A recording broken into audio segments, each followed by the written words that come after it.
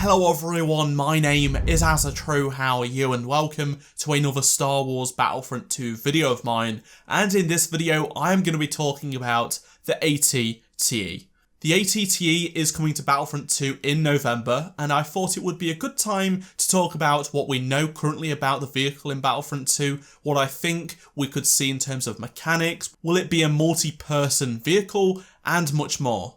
The community have wanted this vehicle in Battlefront 2 alongside Geonosis and Obi-Wan Kenobi for quite some time, and DICE are working on it and it's coming out in November. So let's get straight into what we know right now. The first thing that was announced about the AT-TE in Battlefront 2 is that it would not be on rails, so you can drive it freely wherever you like. You can go forward, you can go backwards, you can go side to side, it doesn't matter. You are going to be in control of the vehicle, which is very, very good. A lot of people assumed it would be like the AT-AT, where it would be on rails and you'd only be able to use weaponry and stuff like that, but no, you're actually going to be able to pilot it, which is awesome. The AT-TE is the biggest vehicle DICE have ever made, and this could mean in terms of physical appearance because it's pretty big, but technically the AT-AT is bigger in size, but it isn't considered a vehicle in Battlefront 2 because you can't drive it. However, when they say it's the biggest vehicle they've ever built, it could have a double meaning. It could be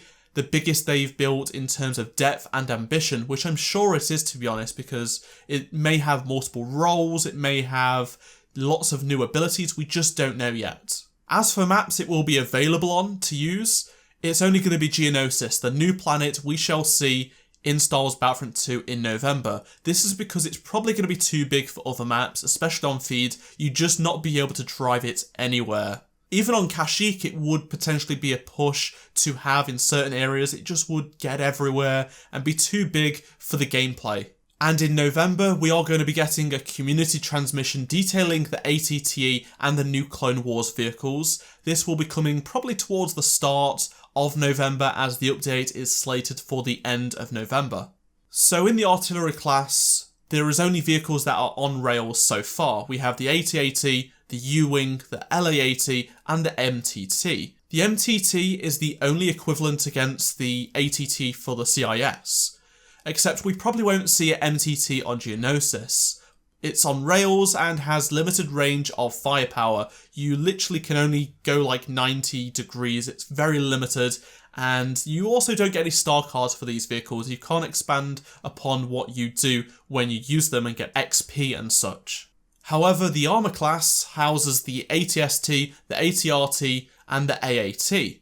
The AAT is the equivalent in many ways to the AT-TE for the CIS. These vehicles are off rails and have star cards. The AT-AT will most likely mirror the AAT, as I think we could see those on Geonosis as a counter to the AT-TE. It makes perfect sense and that would suit it really well against the AT-TE. The AAT has a dual-linked fire ability, siege mode to activate a heavy cannon and remain stationary, and an explosive shell ability where it fires 6 of them.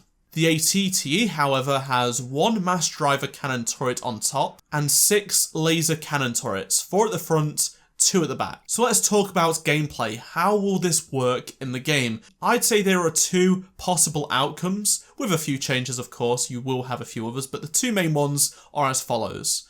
It's a multi-person vehicle, probably 2 players.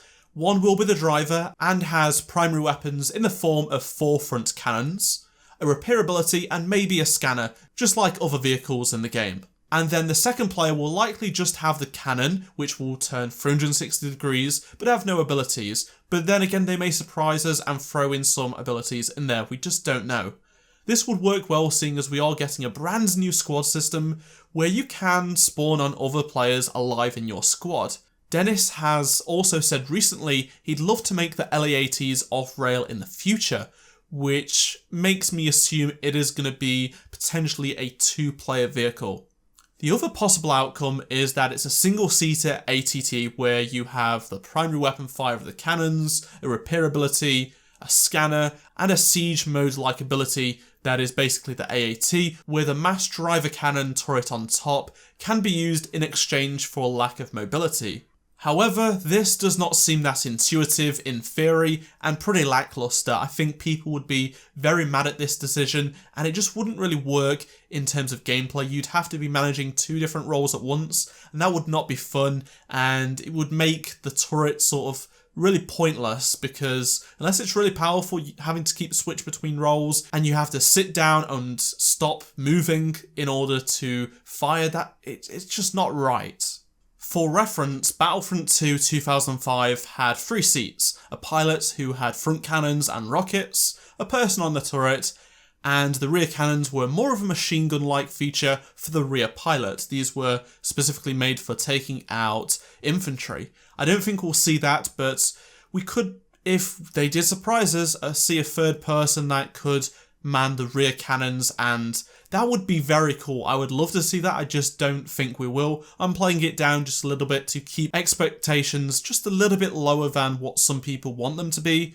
I don't want to be disappointed. I just want an ATT that would be cool, and fingers crossed is 2-player. That would be very cool. So what are your thoughts on the ATT? How do you think it will work in Battlefront 2? I think it's going to be a fantastic addition. I cannot wait to play it, and fingers crossed it is in the armoured class, so we do get star cards and some cool abilities. That would be very cool. Drop a like on this video if you enjoyed it, and subscribe if you are new around here. I'll be doing more videos like this on other content for Battlefront 2. If you missed any of the 2 previous videos on the screen, go check them out, and I shall see you all in my next Star Wars Battlefront 2 video. Goodbye.